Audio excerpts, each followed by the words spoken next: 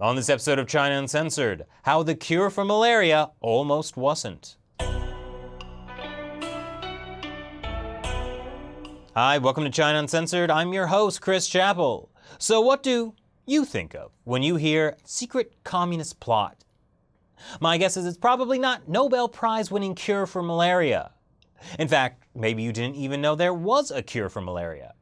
Every year, the US invests millions of dollars into providing a life-saving malaria drug called artemisinin. The thing is, despite the drug being discovered in the 70s, the World Health Organization didn't endorse it until 2000, and it wasn't until 2006 that it became widely available. So how is it possible that a cure for a disease that killed nearly 1 million people a year existed for 30 years but was never used? Partly because most malaria victims are poor children in Africa, and partly because the cure was discovered in communist China. It began as a secret project started by Mao Zedong in 1967, one that just earned the formerly unheralded Chinese scientist Dr. Youyou the Nobel Peace Prize for her contribution. It was the Vietnam War. Good God, y'all. What is it good for? Finding a cure for malaria, apparently. Communist forces in North Vietnam who were fighting the Americans were dying of malaria, so they asked Mao Zedong to help them find a cure. No problem. I mean, except for the fact that in China, the Cultural Revolution was raging out of control, the education system was shut down, and Western-trained scientists were being persecuted and sometimes killed. But Mao still managed to wrangle up 500 scientists to work on the malaria cure. It was called Project 523, and fortunately, he didn't interfere when some of the scientists looked to traditional Chinese medicine for answers. Dr. Tu discovered a 2,000-year-old recipe for treating malaria involving an herb called sweet wormwood. She refined that traditional recipe into a usable drug and then adopted the Western method of doing clinical trials.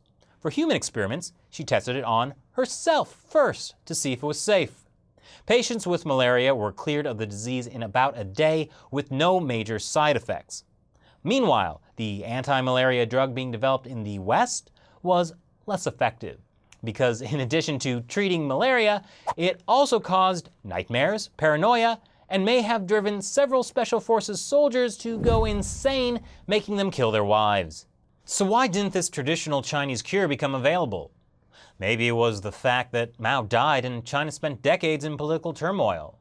Maybe it was that patent laws didn't exist under communism and no big drug companies could make money off it.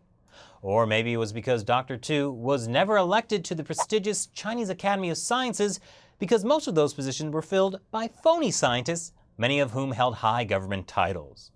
Whatever the reason, an effective cure for malaria languished for decades as, according to UNICEF, malaria killed 1 child every 30 seconds. Not in time to help North Vietnam, obviously. And even though the drug became widely available in 2006, it wasn't until 2011 that Dr. Tu got the first recognition for her role in its discovery when she won the Lasker Prize for Medical Research. And in October this year, she won the Nobel Prize. Wait a minute.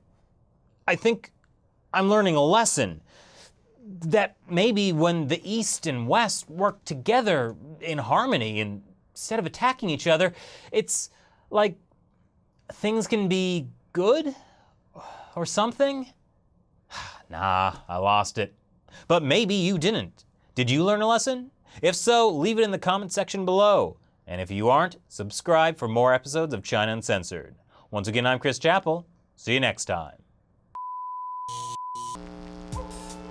Speaking of strange things that happened under communism, the Soviet Union once built the most powerful nuclear bomb ever, and now Russia is putting it on display. Check it out on Seeker Daily. Now everyone knows that made in China and quality go hand in hand, in the same way that one more drink and good decisions do.